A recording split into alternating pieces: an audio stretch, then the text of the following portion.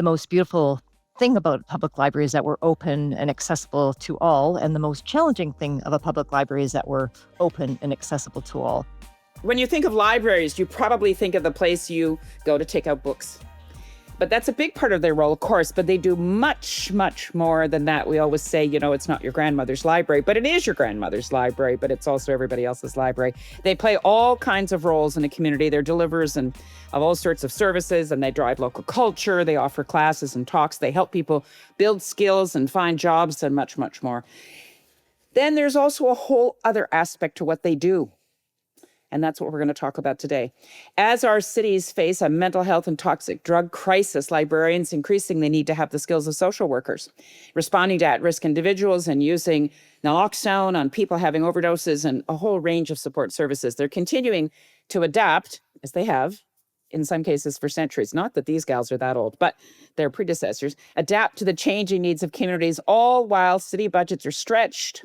The funding for libraries has stayed flat, or in fact is really falling in real dollars. So I'm really pleased to have two of our great city librarians on the call for us today with CityTalk. Kachan is the CEO and Chief Librarian for the Halifax Public Library System. And Pilar Martinez is the CEO of the Edmonton Public Library System. They're here joining me today to talk about the role of the library in 2025. Let's talk about 2026, 2027, and what the future looks like. What is the role of the library now in Halifax?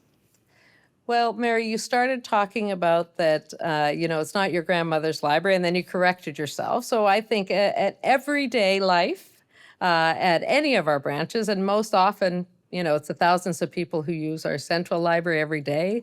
You get a really interesting cross-section of the community. So it is many, many seniors. They talk to me and say, you know what, this library allows me to have a rich life on a fixed income. It's also the place where little 2-year-olds take their, run to grab things and attend story time. So it's the 92-year-olds, it's the 2-year-olds, and then it's everyone in between. And I will say, Mary, and I think Pilar would jump in to agree, our public libraries, everything that's happening in our community, we see that immediately in the public library. So the change in demographics in our community, it is often the soft place to land for newcomers. So very diverse communities come to our public library. It is one of those places where people can bump up against people whose life experiences are very different than their own. And I could talk to you for a whole hour about why that's important to democracy. It's also the place for the individuals in our community who are most at risk, who are feeling most vulnerable for a wide range of reasons, find a soft place to land. And as libraries, we have shifted our energy. More often than not, food is fine. So we want people to stay longer. We want them to bring the cup of coffee to connect better. But for some people in our community, it is the place where they land after a night sleeping rough, facing some of the most difficult life circumstances they are facing in their lives, things beyond, what any of the three of us may ever personally experience. So we see a lot of sorrow, a lot of suffering in our public libraries, and we lean into the care of people at risk. But we often are struggling to find places to direct them. We're amazing information professionals. We have our finger on the pulse of our communities, but it's the handoffs to mental health services, it's the housing support, it's many of the things people need the most. I think what weighs on us is that we struggle to help them find those solutions. And it's not for lack of trying. So it's heavy. The days can be heavy. Pilar, talk to us about Edmonton, the reality in Edmonton. What does the library feel like right now for you? I was just there. It's a beautiful building. I love it. Love all the spaces. Love that little theater that I was speaking at. Beautiful. Beautiful theater. But talk to us about the reality for you in Edmonton. Yeah, I appreciate what you said. I think blowing up the stereotype that folks often have of how they use the library when they were a youth or in university. And I echo what Osa said, that we really are very much a community hub. And I think the most beautiful thing about public libraries is that we're open and accessible to all. And the most challenging thing of a public library is that we're open and accessible to all. And there's a lack of spaces. I think the library is one of the few, if not the only space left that doesn't require you to buy something, or you can go and feel welcome if you want to read a newspaper or just sit and reflect or attend a program or use a computer. The digital divide is still very much a thing. I think those of us who have access don't always think of the lack of Wi-Fi or technology that's available, and folks still really need that, along with books. They also need a space where they can just be. And I think we've heard from folks who come to the library, they don't necessarily interact with anybody, but they feel not alone. They feel less lonely because they're part of a community. They're a space that's welcoming. We do a program called Sing, Sign, Laugh, and Learn. I think that's where libraries make the biggest difference, is that early literacy. So we help folks be successful later in life with building those early literacy skills. And we do this program with Alberta Health Services, and with the kids use signing. So they're little babies, they can't talk yet, but they learn to sign, and it's a way to help them relieve some of that frustration they experience without the ability to speak. So they learn to love words, music. We do another program with seniors called Together We Grow, and it's in memory care institutions, and watching folks with dementia or Alzheimer's really come to life by seeing little babies and singing those nursery rhyme songs. And we do a lot with maker space things, so people can print something on a 3D printer, like a knob for their dryer or a door stopper. Newcomers, as Osa said, in Alberta, we're experiencing huge growth, and people come here for English language learning classes, to get to know the different services that are available through our settlement practitioners that we collaborate with other agencies. We have some social workers who work out of our Milner branch, and they are a central library, and they connect people with ID, housing support, addiction support. ID. Yes, ID. identification.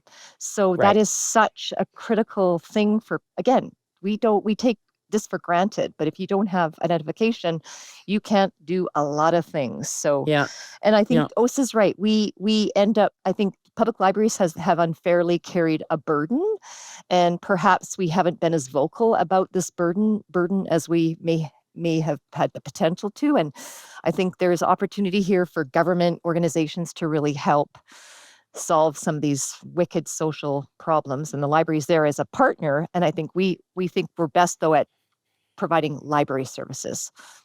The thing is that the dilemma is that the definition of library services is getting bigger and bigger and bigger. But I'm also interested in this idea that the library is the place that you can go where you don't have to spend money. We don't have that many spaces left like that. No, and we use a phrase that unconditional positive regard. So I think that's the other thing. Staff who work in libraries, they care about people. They care about making a difference. They care about service.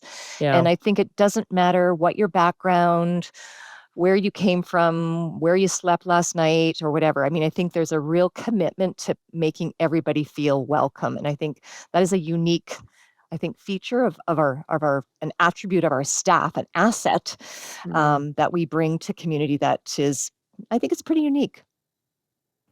I would agree with you, Pilar. I see every day the effort my staff make to know somebody's name.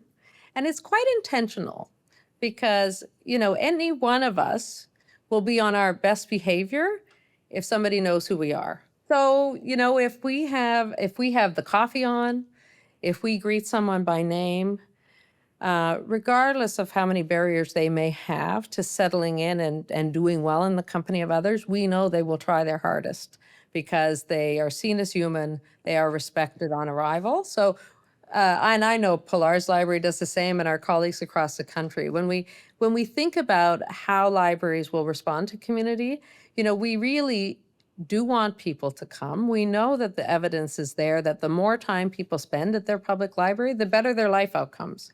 They will have higher literacy, they will be more employable. If we want to really extrapolate, the GDP of the country will be better. Yes. We will have, better health outcomes. And we will have a more connected society where people see each other as human and connect beyond the isolation that is occurring. Everybody builds their communities, and if you don't look beyond that, we're in trouble as a society. So all of those wonderful things are there. So when people come to the library, we don't talk about, you hear some people say, oh, well, people were loitering here or there. We call it lingering in our library. People are welcome to linger. Lingering is good. Lingering is good because if somebody lingers, they may participate in a program or access a service or discover something they didn't know or meet someone they didn't know. So those are all the positives. And I will say, for all the challenges our staff face every day, they work so hard to see the humanity in everyone. And that does not mean that it always goes well. And there are times when when somebody's behavior reaches the point where it's really now impeding the ability of others to enjoy the library. And in those instances, we do have to ask people to leave. And, often it might just be for the rest of the day. Occasionally, it might need to be for a little bit longer based on behavior. But, we really start from the place that our objective is for people to belong, for our neighborhoods to thrive, and for individuals in society to have a good outcome. I agree, Osa. I did a job shadow a couple weeks ago at a small community branch in the northeastern part of Edmonton. Mary, it was just so fulfilling. There was a gentleman who was completing some credit application form and having trouble uploading documents. So the staff helped him with that. There was another gentleman who he was a new Canadian and needed some forms filled out. So he needed to scan them. So there was some youth there who were trying to print some things and print something, vinyl cutting for their binder. It was so vibrant, and the age range and the diversity was just this buzz of activity, and people were really, really getting what they needed. And I thought, wow, we are making a big difference in this community. Isn't that great? Interesting, a bit of a trope, but I want you guys to counter it for me. We see it periodically. Someone will utter that we don't really need libraries, that people can buy books now, or they can download them on their device. So you've just made a big pitch, both of you, for all the social reasons that libraries continue to live on. They're a bit like Mark Twain, rumors of their death is highly, whatever that phrase was. They've lived on despite it. But what do you say to the naysayer who says, no, I'm going to buy my books at Amazon? Well, come on down to the library. I mean, there's an organization in Canada called BookNet, and they do research all the time about people, the purchases of books and then the use in libraries. And people who buy books are more likely to be library users. So it's not yes or no, it's both. So that's interesting. It is. Okay. So I think, and I think it's an ecosystem that folks can download books through the library, through our various apps that we have. But I think, we've been hearing about the demise of the library since probably the centuries ago. So when I became a librarian. Really? Somebody said that when you graduate, your job is you're going to go out of business? Oh, absolutely. They said there's this thing called the internet coming up, and we're not going to need libraries anymore. So, Mary, here's my counterpoint to the trope, because I think that part of me says, you know what? I love writers. So if you want to buy that book, go ahead. It. Donate it to your local library when you're done, and when we'd love to circulate it more broadly. So I think, to me, it isn't an either or. And what's fascinating to me is those of us who have many devices, who have internet at home, end up somehow assuming that that's everybody's life. What I can tell you is we have, Halifax is a city of 500,000 people, and we have 4.5 million sign-ons to our Wi-Fi at the public library. Wow. And those are people who might have a phone but don't have a digital plan, or might not have a phone, rely on borrowing a Chromebook from us to apply for the job. We have services that we provide to everyone that really serve everyone. So if we think about all the things that society has put into the digital realm, so the person buying the book on Amazon is in the digital realm. Nowadays it's booking a doctor's appointment. Yeah. We have a number of many tens of thousands of people in Nova Scotia who don't have a family doctor, but may have access to an online health service when they need it. One of the things we do at the public library now is folks will come to us and say, okay, so I think I can use the service for a virtual doctor's appointment, but I don't have a computer at home, Yeah. or I have an iPad, but I don't really know how to do this. Yeah. So they arrive at the public library for essentially primary healthcare service. We help them book the appointment. They come back. We help them log on. We'll give them a really nice, quiet little meeting room, set them up for their doctor's appointment, and then we walk out and close the door, and they are receiving health services from the library or immunization clinics or other things. So our expanding role is still in the information delivery that it always was, but it's using different resources to solve different problems. And I think that is an exciting thing. In the old days when I was young, you never went to the public library for your doctor's appointment, but you might today. You might today. Can we talk for a minute about the sort of elephant in the room, which is libraries are, tell the listening audience how libraries are funded. I don't know if people realize this. Your source of funding comes from where? Pilar, you first. Who pays for the Edmonton library system? We get almost 90% of our funding from the municipal tax base, so city council. Property taxes. Property taxes. And then we get about almost 8% from a per capita grant from the province that is based on 2019 population figures, so a little out of date. So how is the Halifax system funded? Yeah, so similar to Pilar, a little bit of a different ratio. So we are about 80% from the municipality, from Halifax Regional Municipality, and we get around 15 to 18% from the province. But again, our provincial funding, we're in the process of negotiating with the province. That amount, the core funding has remained flat for the last 5 years. So anybody who's been paying attention to inflation knows that the buying power for those dollars, whether it's books going up 8% a year, IT costs, janitorial costs, all of the things that are required to operate a library, that really represents a decline. And in defense of the team at the province that we work directly with, they have provided some one-time bridge funding. But it does speak to, I think of public libraries as actually leaning into a massive municipal mandate, but also really big provincial and federal mandates. So when I listen to the issues concerning our province, they relate to healthcare. We want good healthcare. We want newcomers to settle well. We're concerned about school readiness of children and early literacy. We're concerned about mental health and loneliness and poor connection.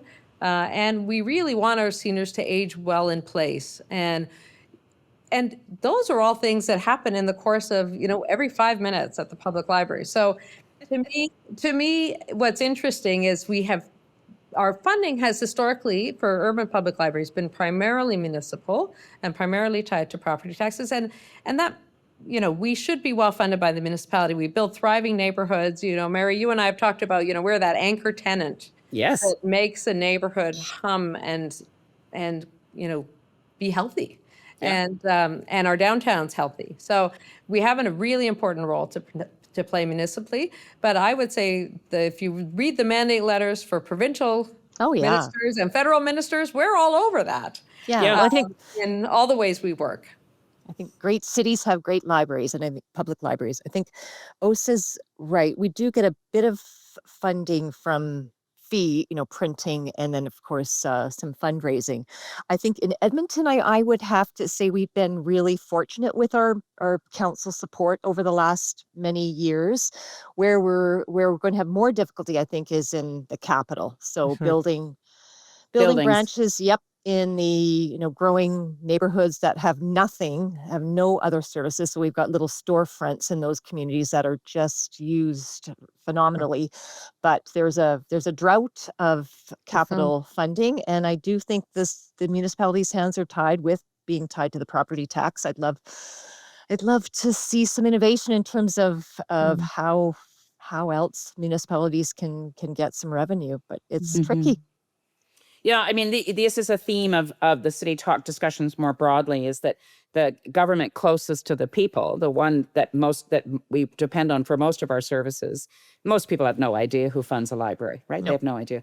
They often think we're a city department too, I they think might think they sometimes. might, Right. they might. But I don't know whether people recognize that the property tax is an ancient, outdated form of Yes. funding for any kind of municipal service. It doesn't grow with the economy. No. If Taylor Swift runs into town and has a huge event, none of that dollar amount accrues to the municipal government. It's No. not a boon for the municipality. They don't see a dime of it. So, nothing against Taylor, but or Lenny Kravitz for that matter, Osa, who you just saw at the Citadel. But I want to ask you a specific question about the topic of the jour, housing. What do you see as the potential to take existing library sites, particularly branch sites, and redevelop them with housing attached? Pilar first, then Osa. Absolutely. What do you think? We're having discussions with the city right now in 2 neighborhoods that the library would go on the main floor and housing above. So yes, we're open to, we have a number of facilities that are co-located with rec centers and multicultural centers, and then high schools. So I think there's so many different opportunities, including housing, to really think about how we can co-locate with other organizations. It's And different kinds of, progressive. Yes. We just released a report last week, a fashion not dissimilar to your report that we did with you called Overdue. This one called Sacred Spaces, Civic Assets, about churches. Again, these kinds of meeting spaces that have had some kind of secular, have all sorts of secular value as well as religious. Oh, so what about you for housing? What's the view in HRM? Oh, I think we are open to all kinds of co-locations. Vancouver has a lovely example of a branch library that has a housing for women and children, low-income housing for women and children above it. Lots of really interesting ways to do it. We talk a lot about affordability, and to me, libraries are deeply embedded in creating affordability. So if there is low-income housing nearby, and the Wi-Fi from the library just helps to make sure that there's no digital divide for those families, that's an additional gift from us 24 hours a day. So I do think we are a natural partner in many of these things. We are a natural place for kids to come after school to participate in programs that can sort of ease burdens on families that maybe can't afford necessarily that an after-school a paid after-school program. So I love that idea of either adjacent or, it can be complicated to build on the same footprint. If we have a neighborhood library, for example, our beautiful Halifax North Memorial Library that is about to be renovated.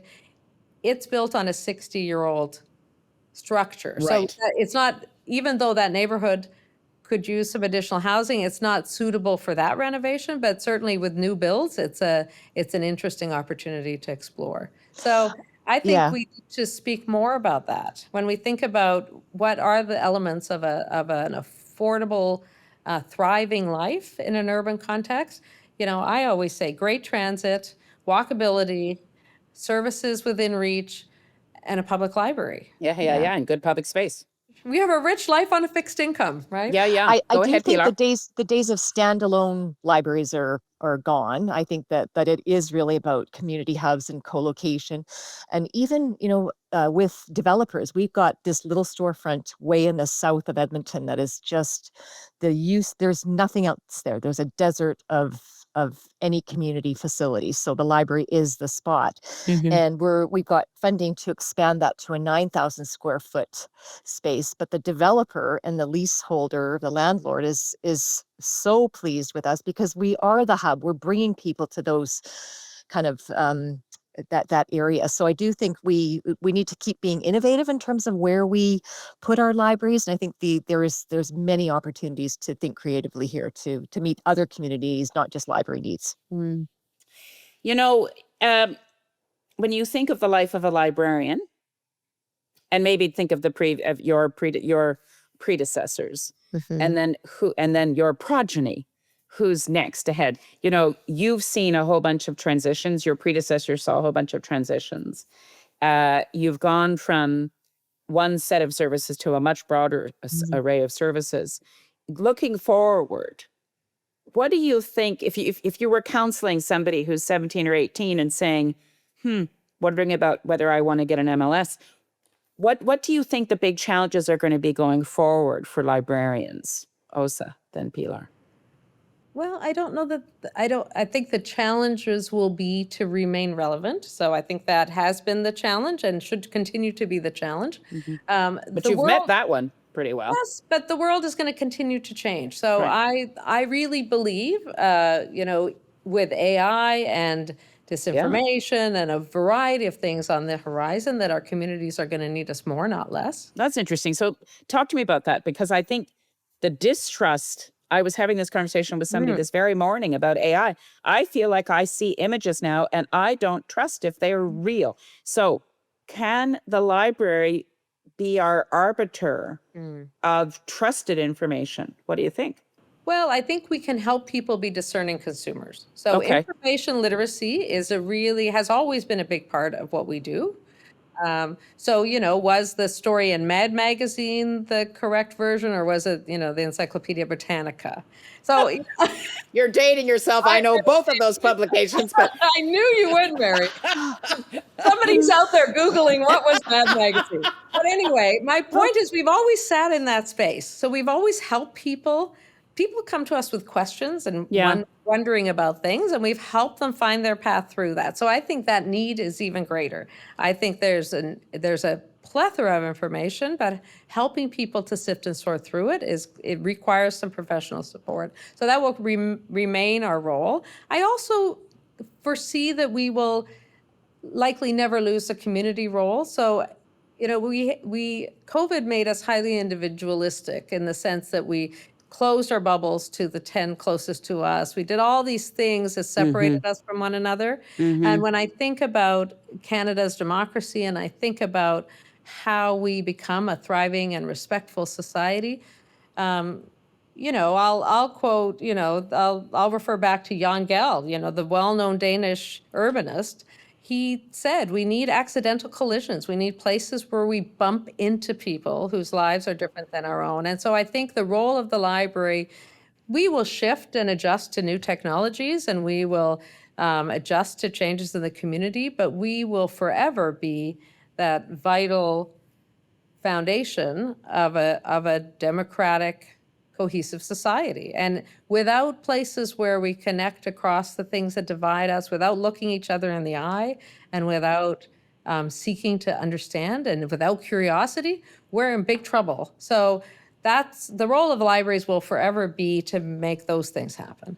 I agree. I mean, I think the future of public libraries is dynamic and exciting, and I think there's so many things we can build on our traditional strengths, we've always embraced innovation. I think libraries have been very creative and innovative, and often the first to try new technology and provide that technology to our customers. So why I think is that? I mean, is it because the librarian is trained to be curious? Yeah, probably. I think most of us love to learn and are curious, Mary. I think you nailed it. Just So built right into you. built in the DNA of us. I think that community hub is still that third place, as we talked about. There's a drought of spaces where people can gather, and I think there's opportunity for that intergenerational engagement, like we do with our program, to bring people together who have different ideas and think differently. And God knows we need spaces to have some civil conversations. There's instead of being positional and divided. I think AI is also mentioned, enhancing understanding of digital literacy for everybody, including AI. And I think probably a really strong focus on advocacy and how do we tell that story about what the public library is about, so we can kind of smash some of those stereotypes that people hang on to. So I think the future is bright. Challenging, but bright. Challenging, but bright. Yeah. I appreciate that the social challenges that existed in our cities long before, and not just in communities of all sizes, but now have just sort of taken root in communities and have found a home in libraries. And that the challenge that's put to your staff. But what I'm hearing from you is that there's a kind of evolution. I mean, we started the broadcast with you saying, we're information providers, and we want to be a referral agent. But what happens when there's no one to refer someone to? And I think this has been the burden you guys have had to carry. Yeah. And Mary, our staff, and I think say this is very universal. You talked about our curiosity. I would say the second attribute, we're very heart forward. So we really work to see the humanity in everybody. And that is a heavy load to carry. It is, it's because we can't solve every problem. And so then it is about trying to provide. Sometimes it's comfort, sometimes it's a cup of coffee, sometimes it's a couple of good ideas, and come back tomorrow and we'll see what we can do. And I'm going to make a call, and and it's knowing somebody's name and giving them a place to feel at home in the community where they maybe don't feel particularly at home at the moment due to lots of circumstances. I think it's also about advocating, though, for others who are better equipped to take on some of these things that have landed on our laps. And I do think that there is a need here that we need to make folks aware of, that libraries aren't equipped to manage some of these things that are landing in our spaces, and nor should we be. So I think it's okay to say that we're not in the best position to take on this role. So, but you are in the best position to be able to identify resources and point people to them. Absolutely. And that's referrals and navigating for sure. Yes. And I feel like that's part of what's happening here. It's like when people want to complain about construction. I don't know if you get this, but every city I seem to go to, people are complaining about construction. It's too chaotic. And my response always is, look, we had to shelve a whole bunch of things. There were years where nothing happened. So suddenly everything is happening. And I feel like the same is happening on our streets, that we have all sorts of systems that just got pushed to the brink. And it's taking them time to recover. So we've kind of had to improvise as we go through this period of time. And what we hope is that the broader system will course correct and get the resources, because it's not just you guys that are desperate for resources. Oh, no. It's all many organizations and businesses. And I agree, Mary. And it's not that we're not at the table. I think that we absolutely have a role to play. And I think that there's an opportunity here to make a difference in collaboration with governments and other agencies. Yeah. One thing that I'm really concerned about, and I hope that we can win the day on this, is that, the one order of government that neither of you mentioned, that one, I think also you were implying this, the one that benefits the most significantly from the investment that libraries provide is the federal government, that's really responsible for citizenship and attachment and the future of the country. And they are not present in libraries particularly, except for the transfer payments, I suppose, that they provide to the provinces and the municipal governments. But some capital.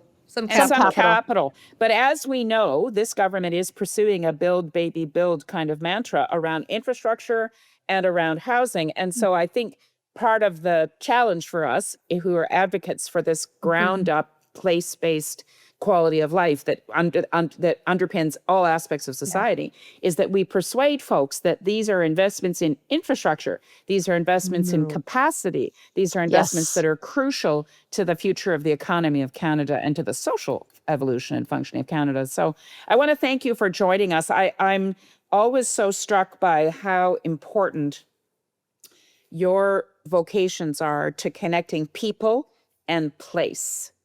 You are both that. You are the places, but you are also the people, and that are, inhabiting and embodying the spirit of these places called libraries. And it's not lost on me that most of you are women, right? Yeah, it's a very feminized profession. Yes. Hard to not see that. And of course, I recall that Canada's beloved, we adopted her and she adopted us, urbanist, was a woman too. And, Jane Jacobs saw the city and saw the fabric of the city in a way that I think is common to a certain gendered view of the city. And so it's hard to not see that when I'm listening to both of you. Yeah. Well, we often talk about wrapping our arms around our community through the public library.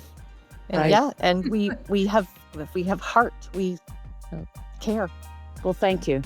Thank you, Mary. Nice to see you, Osa. Thank you. This was fun.